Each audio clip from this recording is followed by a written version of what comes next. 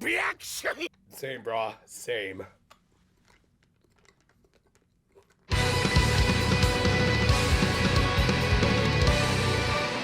We opened this week with Kaboton at the Oden card that really should have been featured a lot more. Seriously, it would be a great way to help build up his character as the first general loser by building up some sympathy points for the guy. Plus, we would have gotten to see more of the card owner, which just in general would have been great. And unfortunately, he didn't even get a word in before his regular was triggered by the arrival of his enemies just casually wandering about.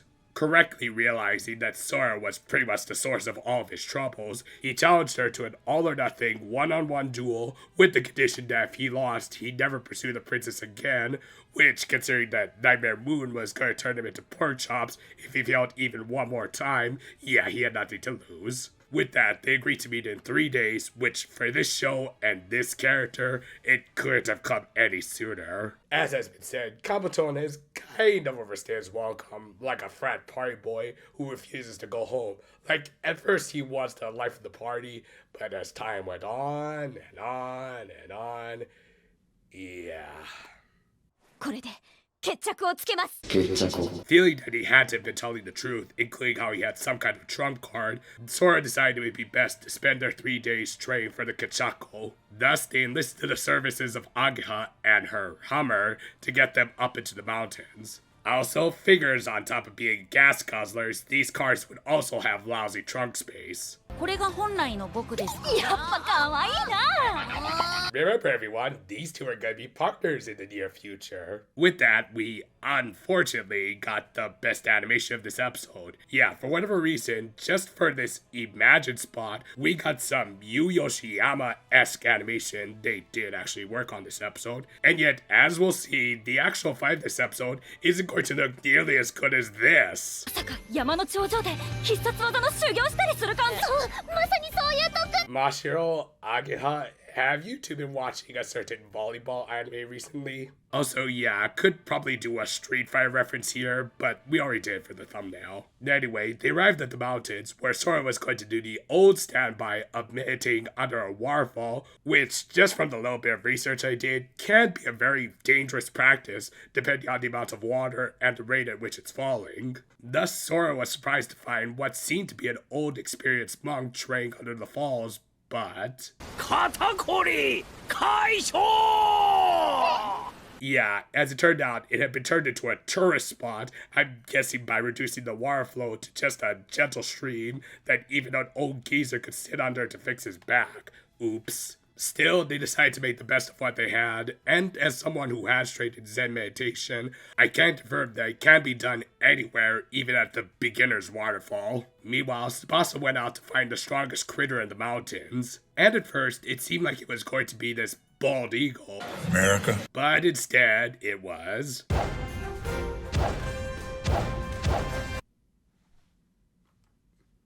I think I might have taken a little too much of this stuff.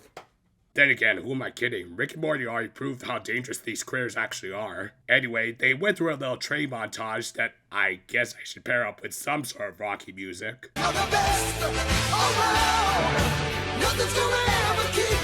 Is it sad that I originally heard that song from South Park?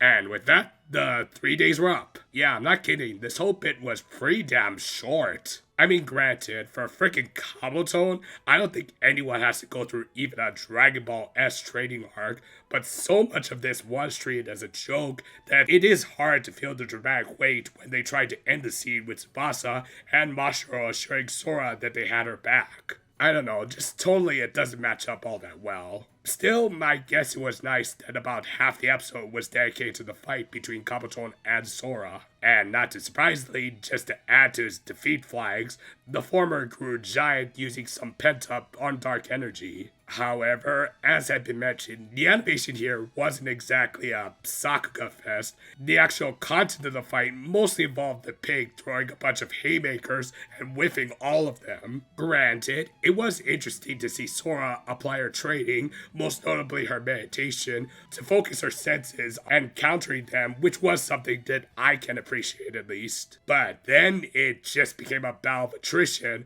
when Kaboton tried to squash her with his massive hands. Of course, Sora managed to overcome this with some cheers from her friends. Yeah, the main takeaway of this episode was how cheers can motivate others, which, just makes me wonder if they're purposely messing with the cameo cure's appearances. Like last week, we had the actual cheerleader cure, and this week, well, we'll get to that. Anyway, after mashing the A button enough, Sora managed to defeat the giant porker. This, of course, signaled Nightmare Moon to come in to make some sausages, but Kaboton wasn't going to go down without at least one last cheap shot. He tried to use his Darkness Finger to steal L, but Masho and Tsubasa acted quick, and the former joined Sora in delivering a final blow. The actual final blow was gonna come from his boss though, and I gotta admit, this was a pretty intense scene with even the baddie garnering some sympathy as he was about to be publicly executed. And this prompted something out of Sora that was legit way more impressive than anything from the aforementioned fight.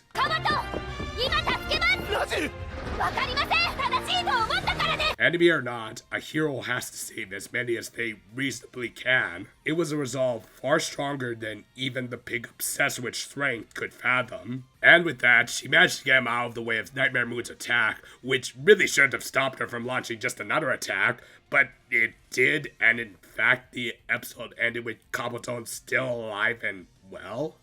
Why?